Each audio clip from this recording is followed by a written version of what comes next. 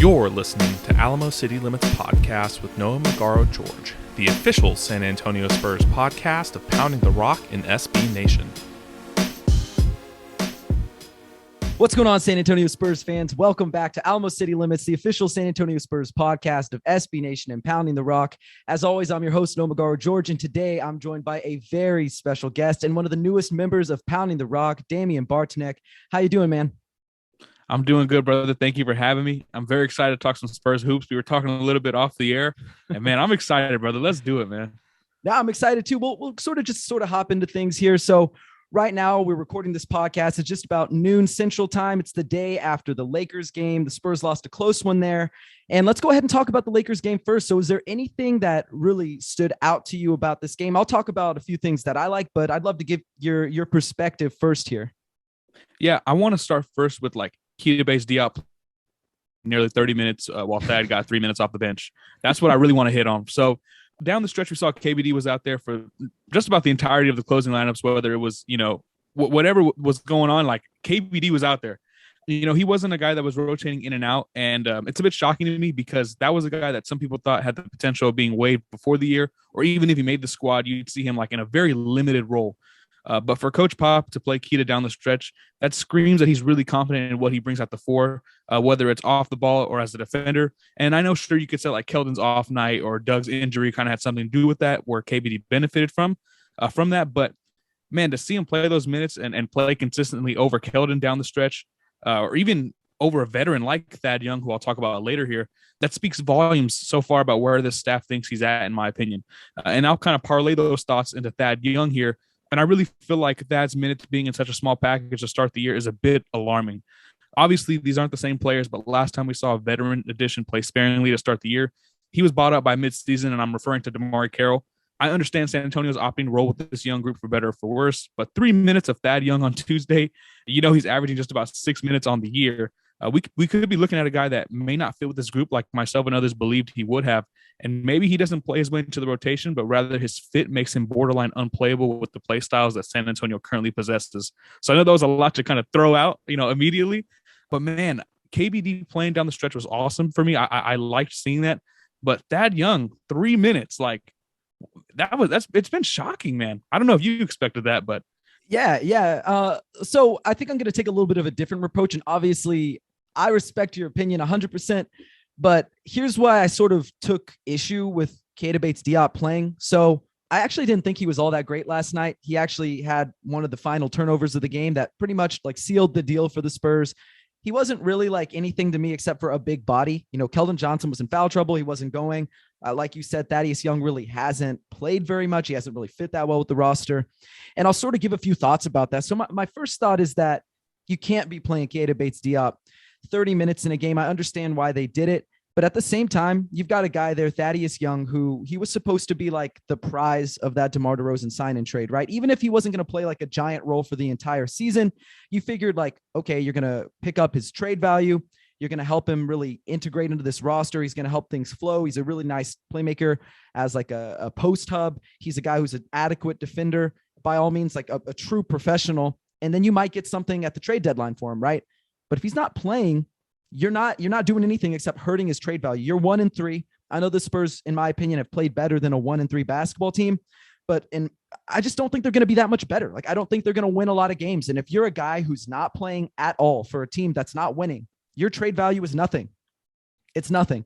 And so for me, I think he brings more to the table than Bates-Diop does. I know he can shoot a little bit better than Thaddeus Young, right? We know Keita can shoot better than Thaddeus Young a little bit. But at the end of the day, this is a guy who you're paying quite a bit of money. And I know it's the last year of his contract, but if you want to get anything out of him, and I think you could, there's no reason he should be sitting at the end of the bench. And I don't care that Kelden Johnson is in foul trouble. I don't care that he's been struggling all game. You leave him out there. This is what the season is for. It's for figuring out who is worth keeping around, who's going to be the next guy, who can handle these crunch time minutes, the shots. I don't want to see Keita out there. I'm sorry. He's a guy who, he's 25 years old. He's been on two-way contracts. He was a cut candidate at the beginning of the season, before the season ever began. And to me, it's just the same as if you had played Dante Cunningham 30 minutes, right? What did that do for the Spurs? I'm not saying that he played a ton of minutes all season, but when he played those games, didn't really impact winning, didn't really change anything. It just stopped other guys from getting minutes. And so for me, I'm glad for Keita. If he carves out a role with the Spurs, good for him. But at the end of the day, it hurts Thad's trade value. Kelden could have been out there. I know, like I said, I know he was struggling, but that's just my opinion with that. And I have nothing against Keita. I hope he does well, and I hope he proves me wrong, just like I hope every player who I've ever said anything about proves me wrong. But it's really tough to see him out there. But I did think, maybe that's not going to be a consistent theme throughout the season. What do you think about that? You think he's going to get a lot of minutes, or this is really just a situational thing? No, I think it was situational, and I agree. Like, of course, I would rather have seen Kelden out there, but I think just for the time being, like we're talking about a guy in Kelden who hasn't made a 3-point shot yet, for one, and for two, I mean, 2 of 10, foul trouble. Like, I can see why they did it. I still think it shows that at least they're confident in KBD to at least produce something, to do something enough to where Kelden isn't seeing the floor, right? So while I'm not saying like, oh man, I want KBD down the stretch, 82 games for the rest of the year. I am saying that, hey, I mean, it's an encouraging sign from a guy who, I guess it's more of a feel good story. Like, hey, he could have been cut. He's not cut. He was just closing the lineup down against the LA Lakers. Like, maybe there's something there. But in terms of Thad Young, I want to say one more thing about that. It's really interesting how like his play style, like we knew the Spurs weren't going to be this great shooting team. We knew in the front court, especially like outside of 5-6 feet. I know Drew Eubanks likes to shoot 3 a little bit now, but the Spurs front court isn't offering much, right? It's kind of like Thad Young. You need to play him alongside a big man that can shoot the basketball, that can space the floor. And it's really hard for me to imagine many lineups where he does play, like even if he is like the small ball 5, which we know he can do a little bit. It's almost like you need him out there with like shooting or off ball movement players who like aren't just butt down ready to spot up and shoot. You know what I mean? So it's really crazy. And I knew this, like we knew this.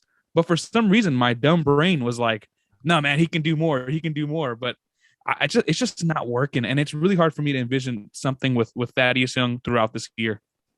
Yeah, no, I completely agree with you. It was sort of one of those things that I was optimistic about his fit. He's a really smart player, a high basketball IQ. He has got a lot of skill for somebody who's a little undersized at the 5. Maybe he's still a little bit undersized at the 4, but I liked him a lot. He was a guy who fit in really well, arguably the best, or not best, but third best player on the Bulls last year before they got Nikola Vucevic. But I think you're absolutely right. He had a guy like Nikola Vucevic, Lauri Markkanen, guys who can shoot the 3 ball. And there's just not really a lot of that. Like I was really optimistic because, we saw Drew Eubanks saying, I can shoot the 3. I've been working on it. He showed it off in the preseason. Jock Landale shot. We know he could shoot. So it's like, okay, if he's in the backups, if he's playing with those guys and he's got a few bigs who can shoot the ball, I think this might be able to work. He's got Devin Vassell. He's got Lonnie Walker, maybe Josh Primo, Trey Jones. Like there's enough shooting there that it could work in theory, but that just hasn't happened. I mean, Jock hasn't played. Drew really hasn't shot the 3 ball. I think he took one for the first time yesterday, didn't make one.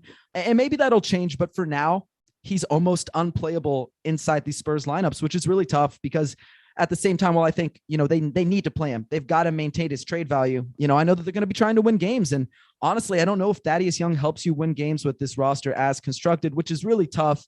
And I think the last thing I want to talk about here with the Lakers game with the Spurs is San Antonio's inability to close out a winnable game minus LeBron James. And I know that, look, people were going to say if they beat them, oh, well, it was without LeBron James. But if they lose like they did last night, they would go, oh, well, but it was without LeBron James. So It was a lose-lose situation for the Spurs, I think, in a lot of the minds of fans who were like optimistic for that game. But I will say they were close. They had it several times where it looked like, okay, they can put this away.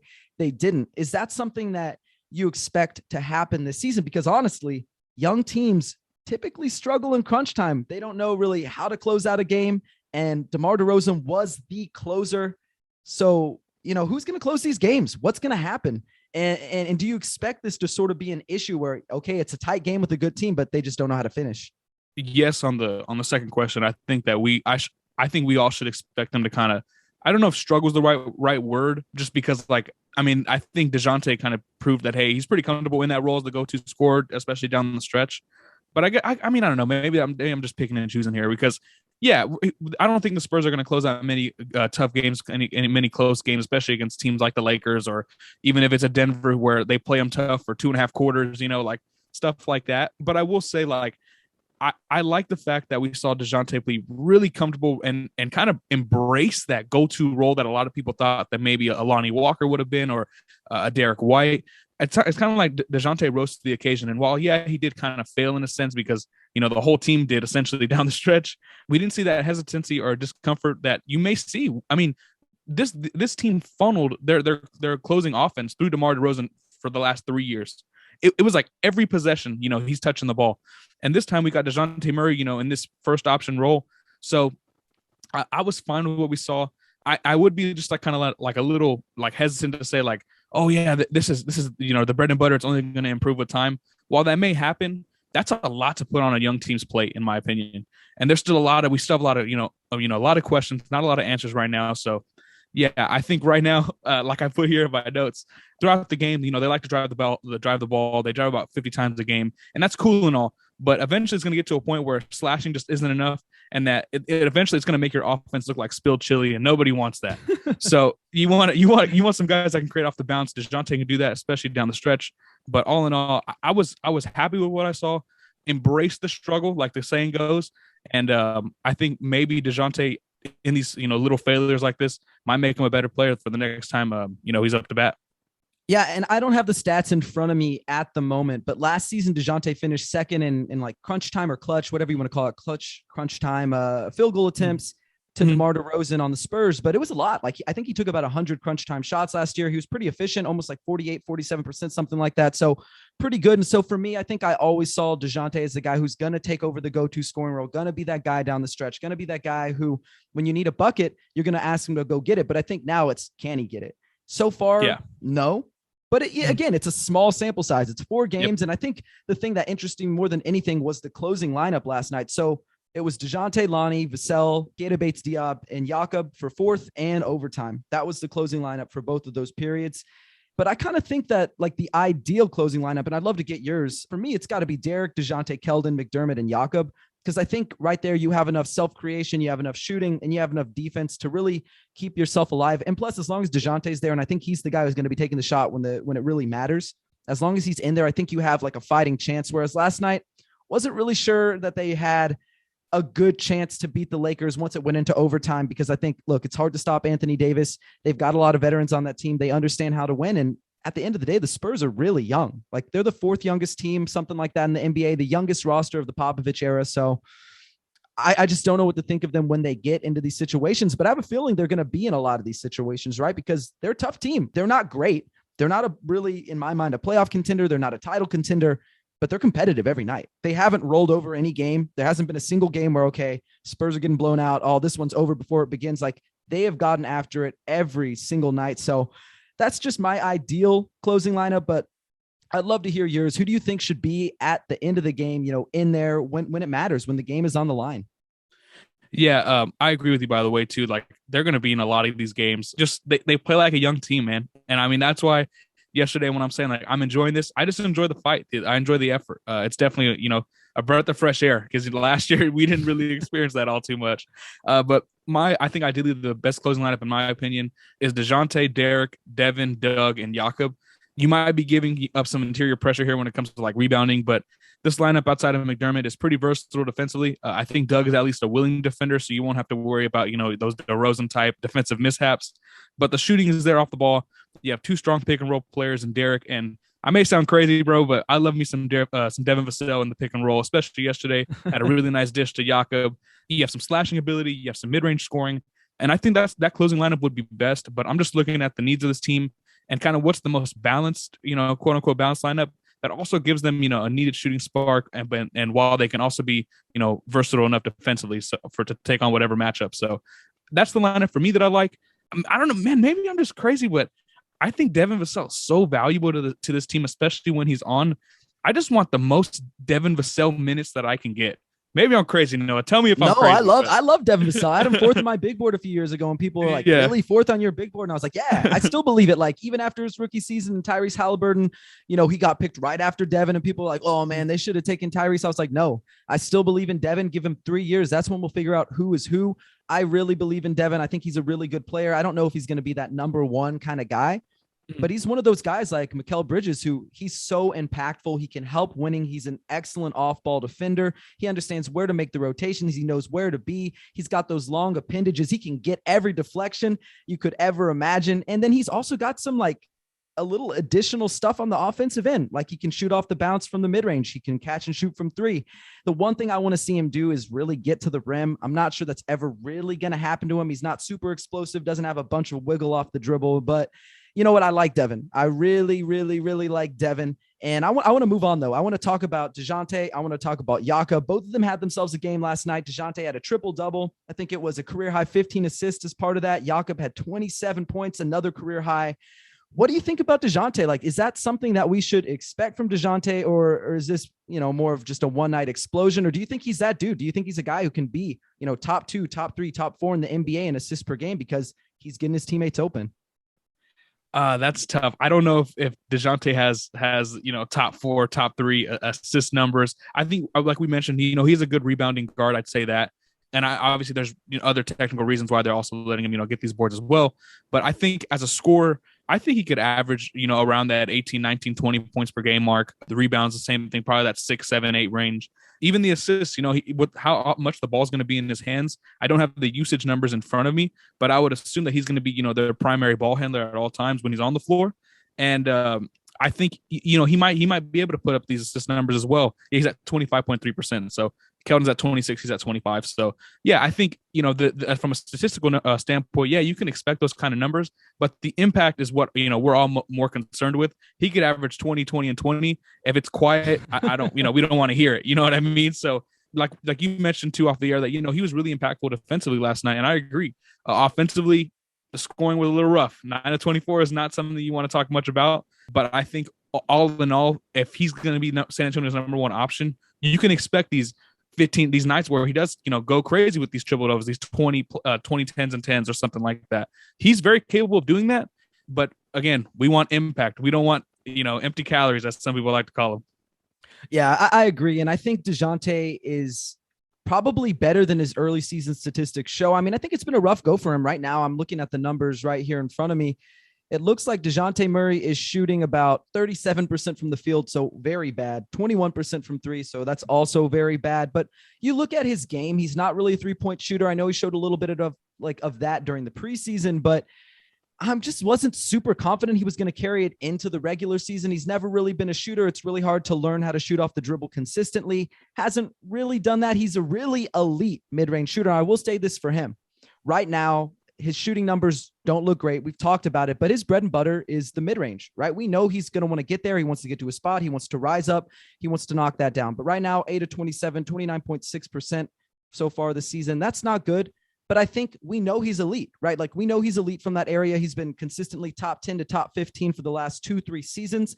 I think he'll get back to there. And once he starts getting back to there, I really do think he's going to be the leading scorer for this team. I think he's going to be that guy who runs the offense and looks a lot more efficient than he does right now. I think they're still figuring things out. But, like I said, before the season started, I said DeJounte is their leading scorer. Is he still that guy, at least in your mind, who's going to be the leading scorer, who's going to be the guy who they give the ball to and say, hey, this is your team? Are you still confident in that? Yeah, I think DeJounte is probably the best. Like he's the most qualified, I think, off the dribble kind of creator scorer for this team. And while, like we mentioned, the shooting numbers are down, I think he's probably the most consistent scorer, like scoring option on the team as well. So yeah, I'm still a believer that he can be that go-to scorer for this team. I think he flashes a consistent offensive scoring threat that other players on the roster don't have. And he may not have this creative dribble package with counter moves and all this kind of crazy stuff. But, like we mentioned, the bread and butter is the mid-range. He can get to that with ease. It's all about making the shots at the end of the day, and I think he can do that. Yeah, I do agree with you. I think exactly that. I think he's going to be able to raise his efficiency. I think he's going to be a lot better as the season goes on. Now, does that mean he's going to be an all-star? Does that mean the Spurs are going to win a ton of games?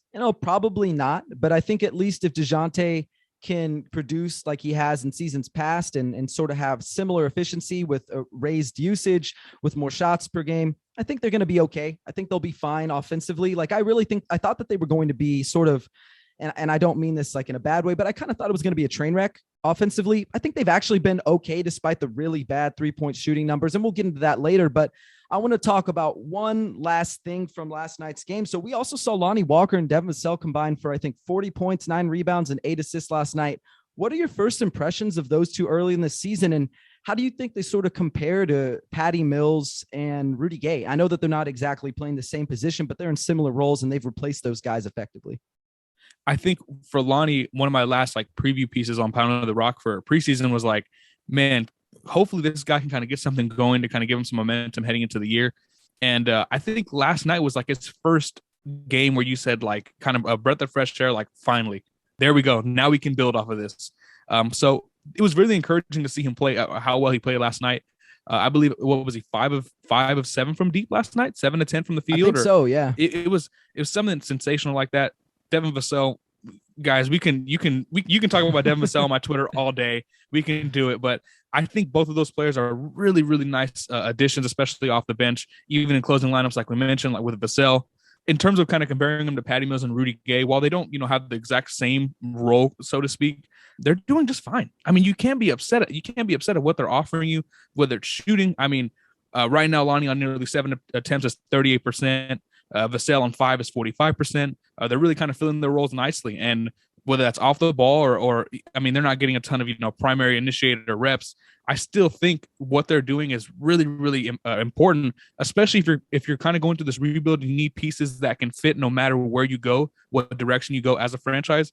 They're kind of proving that they can be those pieces thus far. It's only 4 games, so I'm not going to, say, hey, let's extend Lonnie right now. But what I am saying is you have to be encouraged, especially after last night.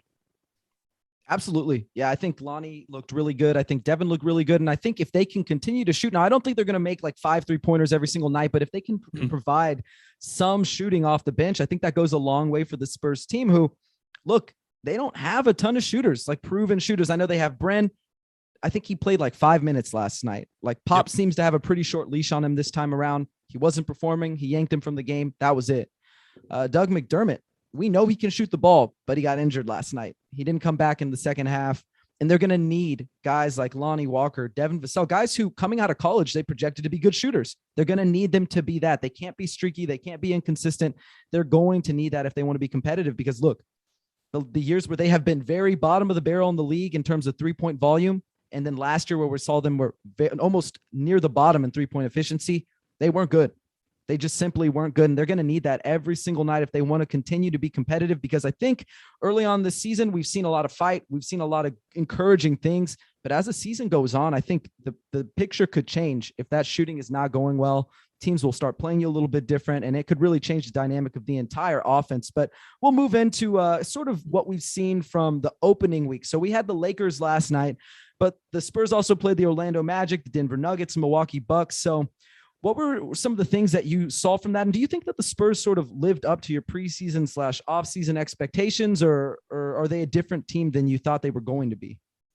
I think the one thing that stood out to me, I'll answer both. The one thing that stood out to me immediately was this team definitely plays up to the competition, and that's encouraging. That's a good sign, especially from a young group. They play every single game like it's their last, and you like that. Against Orlando, not a very good team. They took care of business. Thumbs up. You played tough teams. Denver, even without Jamal Murray, they're a good team. Milwaukee, come on, we know. The Lakers, even without LeBron, we know, right? And they played up to competition. That's a good sign. In terms of living up to my preseason or offseason expectations, I expected them to be like 1-3, through 4 games.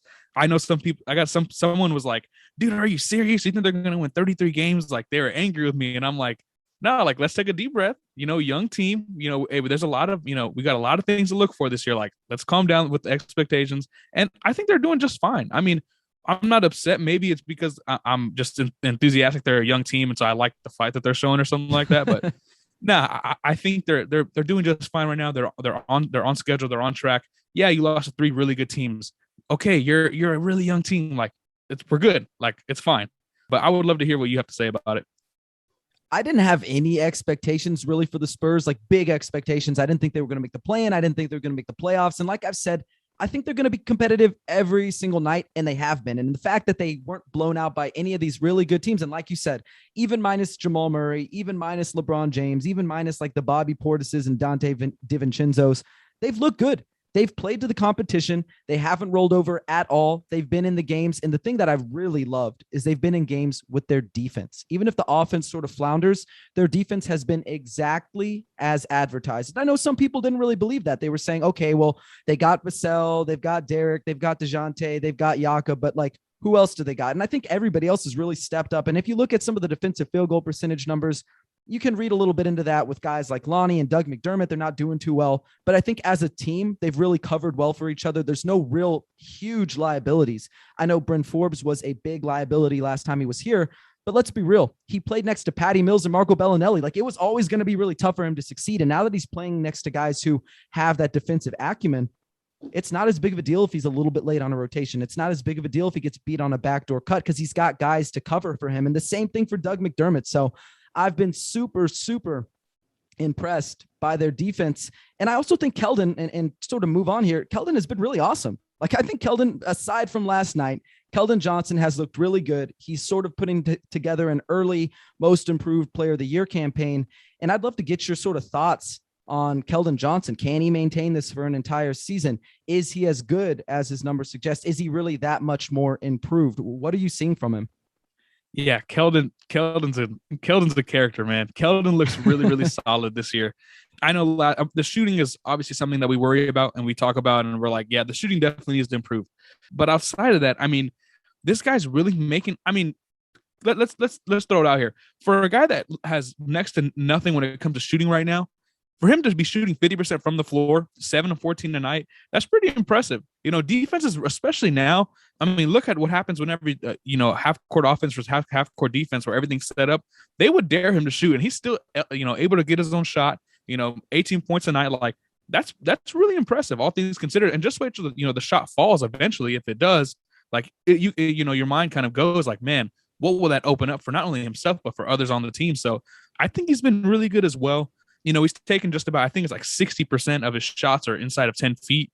And once that range kind of starts to step out a little bit, man, it would do some things for the Spurs offense. So I agree with you. He's looked really, really good. We need the shooting to improve, obviously, but you're encouraged, man. I mean, this dude looks legit.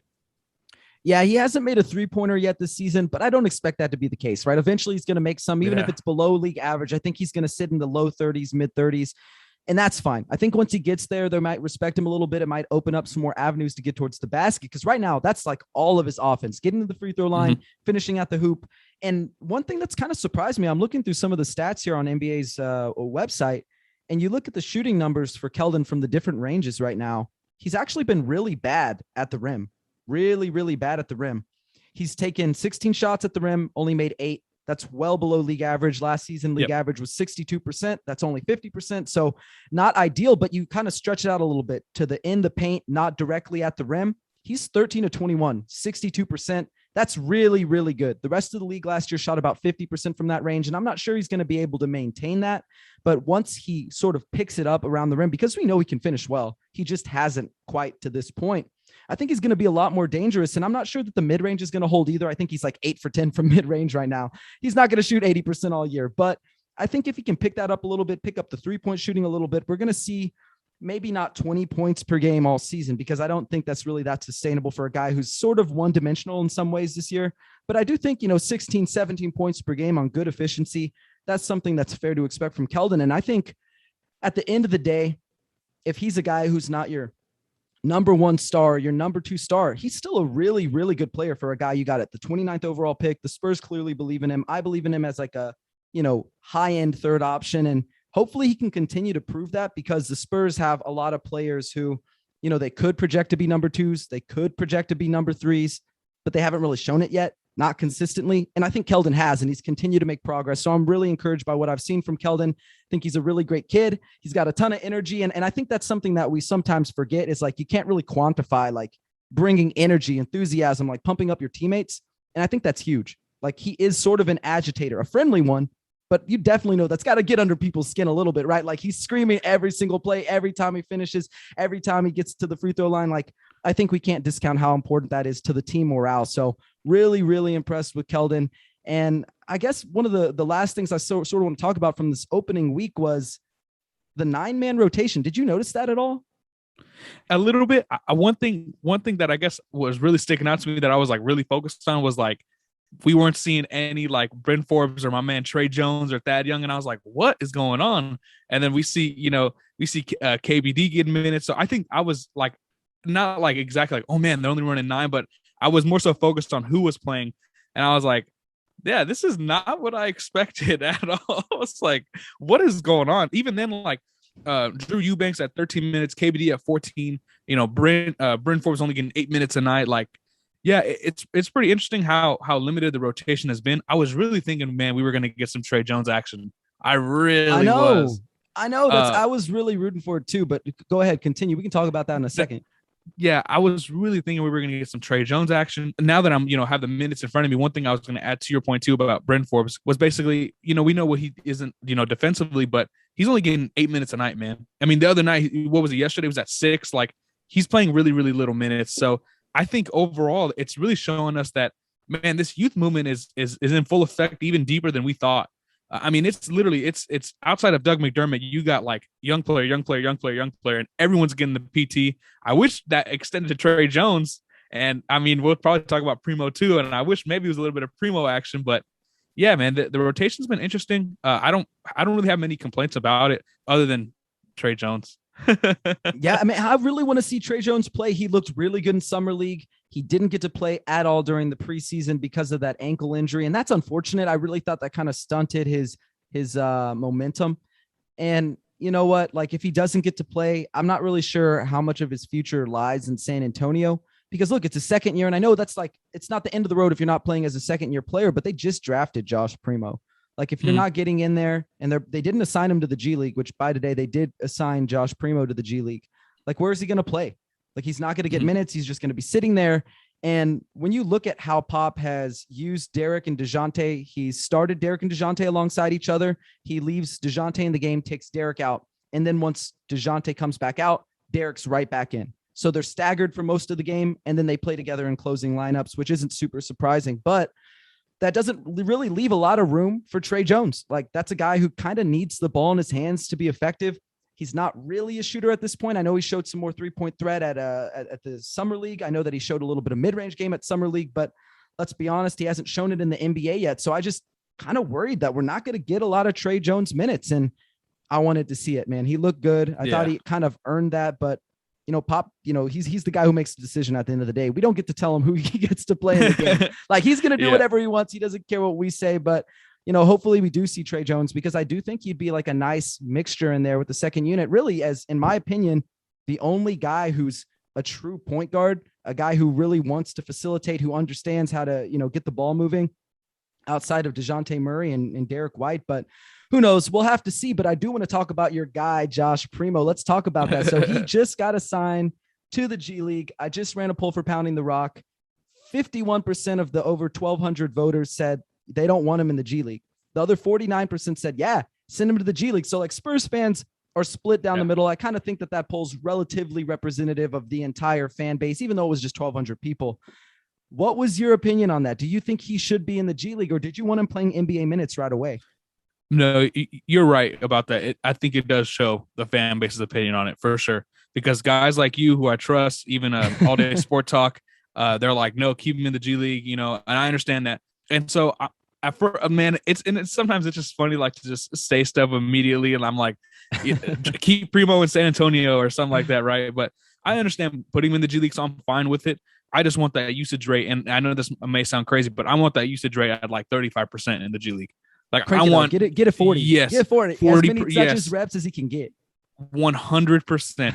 So that's why I'm fine with the G League. I'll probably make my way down to Austin several times to watch that as well. So I think Primo in the G League's fine with me, as long as he's getting those reps.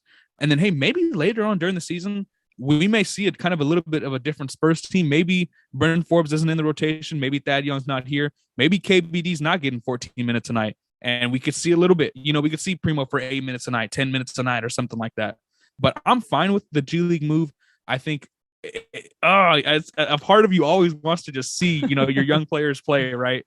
But I get it. I get the move, and I'm fine with it. Yeah, and I think it's really tough. So if you look at Lonnie Walker from a few years ago, the reason that I wanted him playing in the NBA was not because I didn't want him in the G League. It was because he wasn't in the G League. He was sitting at the end of the bench. He wasn't playing any games at all. He was just sitting there. He wasn't getting any development. He was just getting to watch. He may get a few minutes here and there, but he was yanked. Marco's playing, and like, Marco's not here anymore, but Lonnie Walker, Devin Vassell, those guys are Derek White, DeJounte Murray.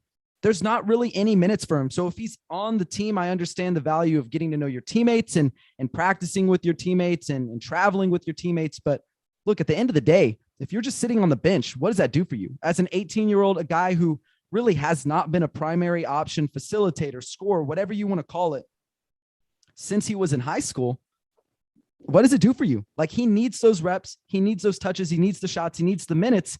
They're not available in San Antonio. So look, send him to Austin. They already did that. Crank up his usage rate, have him take every shot, on ball rep, pick and roll, ball handling opportunity in the world, and let him run. Like, because, and I'll throw something out here, and I'd love to get your opinion on it too. But look, he was good during preseason, but what did he play? Third stringers, guys who are on Exhibit 10 contracts, guys who got cut, who are no longer in the NBA, guys who are in the G League. He had a one game where he came in when the Spurs had pretty comfortably sealed the deal in that preseason opener, right? He went 17 points in 18 minutes. That was really encouraging, but like, who did he do it against? There was not really any pressure on him. And then you look at sort of what he was able to do besides that. And I know that he had like one really, really nice pass, right? He had like a crazy pass against the Houston Rockets where he found Kelden in the corner. Besides that, he didn't really have a lot of high-end passing flashes, pretty loose with the ball, had quite a few turnovers. You know, he created off the dribble a little bit, but still struggled to get past people to get to the rim. So, you know, at the end of the day, we can say, oh yeah, like this guy's the next guy. But like, look, we're not going to know that until he gets that opportunity in Austin to show it, because that's not coming in the NBA. It's not coming with San Antonio this season. So I think this is the best move. And at the end of the day, he's going to be there with Joe Wieskamp. He's going to have Devontae Kaycock, a guy who I really like as a pick and roll partner for him. He's going to be reliable there. I really think that's going to be good for his development. But who knows? Maybe he comes back at the All-Star break. Maybe he's earned minutes, like you said. Like, I want to be excited for him, but I also know that I've got to pump the brakes, because I've been a guy who's said, you know, I really like Lonnie. I really like Devin. I really like Derek. I really like DeJounte. And then, you know, we're still trying to figure out who those guys are now, you know, year 3, year 4, year 5, year 6. So I'm willing to be sort of more patient with a guy who's 18 years old than I am with someone who's, you know, 25, 26 years old. But I like Primo. What do you think we can expect from him in the G League? Do you think he's a guy who's going to dominate, or do you think maybe we'll see a little bit of what we saw in Summer League, where it's like, okay, the flashes are there, but the efficiency is just terrible? There's a part of me that really thinks, like, this may be like a cop-out answer, but like, I think we're going to know pretty quickly, like, what we're going to see. And I mean, like, if it's off the rip, game 1, game 2, and like Primo's putting up some really impressive numbers, and, you know, because my big deal with him, my big thing that I saw that made me think like, hey, maybe this kid can play, right? But not like, you know, 20 minutes a night, but very, you know, little minutes here and there and stuff like that, was just the comfort, you know, with the ball in his hands. While yes, he did commit some turnovers and then efficiency numbers were not great, he definitely looked very comfortable with the basketball in his hands. He knew what he was doing, very much in control. And from an 18-year-old, 19-year-old kid, like, that's really impressive. That's what I kind of liked more. And that's something that I always look for, is comfort. Obviously, like, if you're comfortable with the basketball and you're heaving shots and you're making 10% of them, like, that's not good. But you know what I mean, along those lines. But in terms of Primo, yeah, I think in the G League, we're going to see him with the ball in his hands, like we were mentioning and joking around. We're really going to see him with the ball in his hands a ton. And I think overall, one thing that we should all expect is for him to play, you know, pretty solid hoops. Like, you got to remember, he's 18 years old, and yeah, he's not playing against, you know, true NBA talent, but I think there's a chance that Primo could look really, really good in the G League. Like, I do like him a lot, so maybe I'm biased or whatever, but I'm impressed, and I'm excited to see what he does. I'm right there with you, and I know I don't really live close to San Antonio. I'm in the DFW area, but I've already got tickets to go to the Texas Legends games when they play the Austin Spurs. I want to see him. I think he's prime time. Like, he's prime time. We saw that, and I know, like, that's the plays that he made, where he just had those incredible flashes of on-ball creation, of being able to find teammates, of being able to shoot threes from the corner, move around without the ball, like all of that, all of those flashes. That's what have people excited. And I'm excited for that too. I'm ready to see him play, even if it's just in the G League. I think it's going to be really integral to his long-term development. And look, 18 years old, he's got plenty of time to develop. And I think I tweeted this out. He became the 15th youngest player ever to play in an NBA game. He took that spot from LeBron James. I'm not saying he's going to be LeBron James or anything like that, but the fact that he got into a game that young, the fact that the Spurs have this much confidence in him as an 18-year-old, that's huge. So, you know, I'm going to go ahead and trust the Spurs' judgment on this one. I know the last one, Luka Šamanić, didn't work out well here. Wasn't a perfect situation, but look, this kid, Josh Primo, looks a lot different. He's got the confidence. He's got the poise. He has a lot of the skills that when we were talking about Luka, we said theoretical. And right now we're already saying like these are tangible. They're not fully fledged, but they're tangible. So I'm really excited for Josh Primo. I want to see what he can do out in the G League. Hopefully that, becomes NBA minutes at some point. But I think I want to move on to one last segment. I want to try something new with you. So, you're a big stats guy. I'm a big stats guy. We love to talk about stats. So I wanted to get your 3 stats that sort of stood out to you this week in, the Spurs opening week of basketball. So I think I don't want to take this one away from you. So I'm not going to say the first one I was going to. I think the first thing for me is just going to be like flat out. I'm taking one of them away from you, but one of them is going to be just 3-point attempts. I think it's interesting how the Spurs, they're shooting 32 attempts a game, and that's up from last year, but the efficiency still is not there.